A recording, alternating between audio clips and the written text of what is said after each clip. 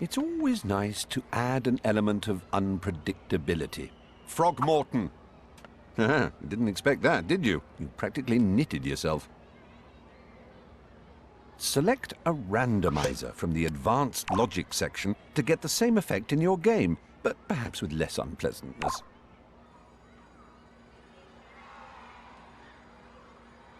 Now use your poppet cursor to hook its output up to all those lights. Let's have what the young set refer to as a discotheque.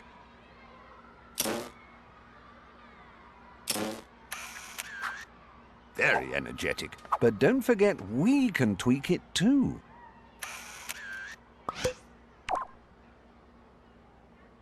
Use the on and off times to set the speed the output changes.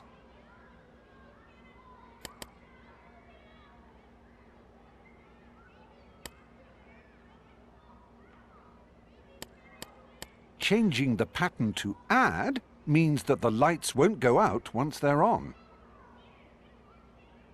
However, changing the pattern to add and reset when full means that once all the lights are on, the whole shebang will start again. The toggle pattern chooses one output and toggles it on or off. It's also wonderfully chaotic.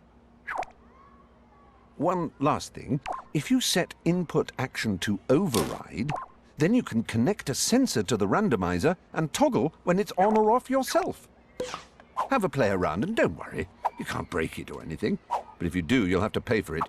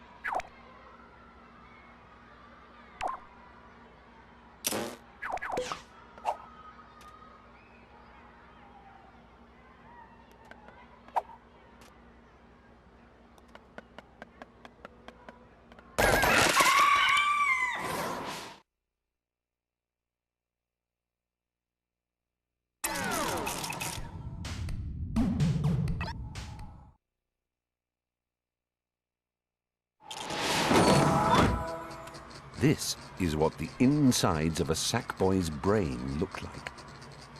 Hey, at least you've got two cogs, and you can control both with a direction splitter. It's in the advanced logic section of the gadgets page. It has two outputs, so use your poppet cursor to connect one output to each motor.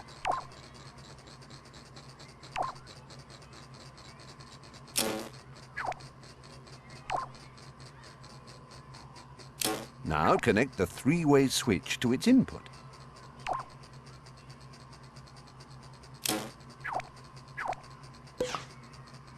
The direction splitter gives you two for the price of one, and considering they're free, is even better value.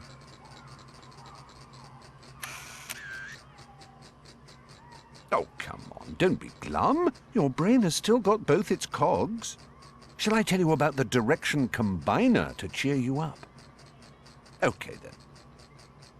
The direction combiner is also in the advanced logic section. It takes two inputs and converts them to one output. Connect a button to each of the combiner's inputs.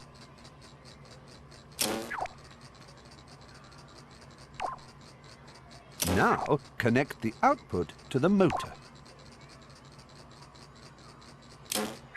Tweak that motor's input action to forwards-backwards.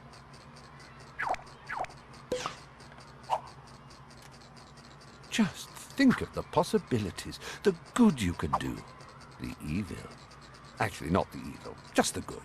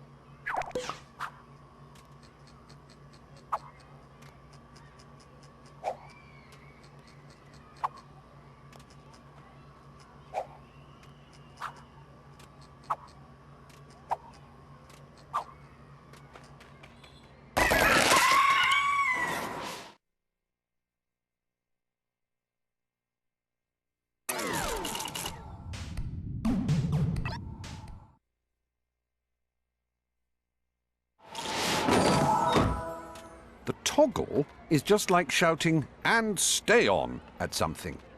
Whip out your poppet and find a toggle in the advanced logic section of your tools bag. Every time it gets a new input, the output toggles. On flips to off, off flops to on. Ha, you're an old pro at this now. Use your poppet cursor to connect a button to the toggle's input and a light to its output.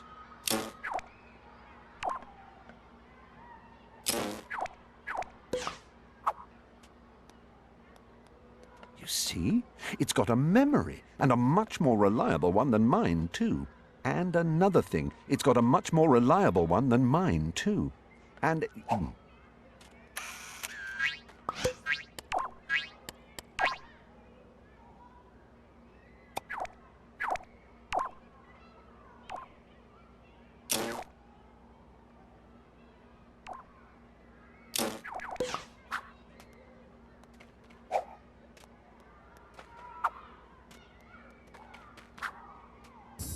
But let's take it one stage further. The selector is a cold, calculating device. You'll find it brooding in the advanced logic section too. You can tweak the selector to change the number of inputs and outputs it has, from 2 to, oh, I don't know, thousands probably. Let's give it 3. So, connect the 3 switches to the selector's inputs.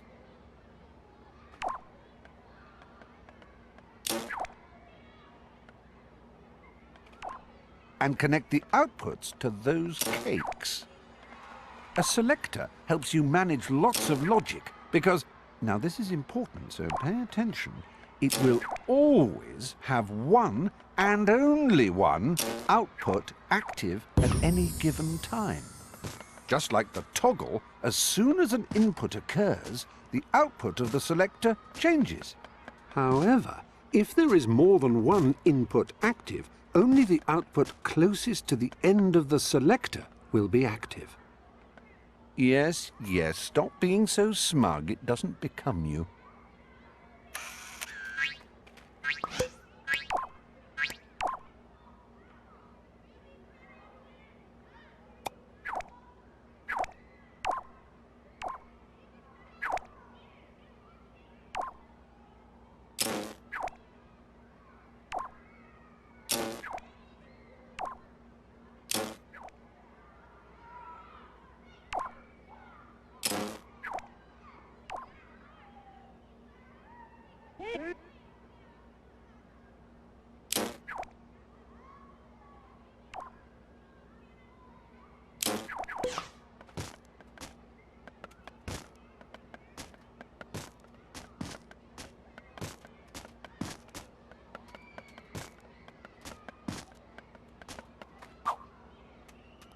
The selector also has a cycle input.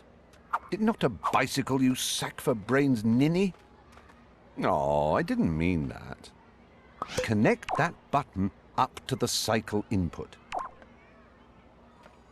Every time it gets activated, the output moves along to the next one. It all becomes clearer the more you play with it, I promise. All this jumping around doing brain maths is tiring. Like to join me in a cup of tea? It's a very big cup.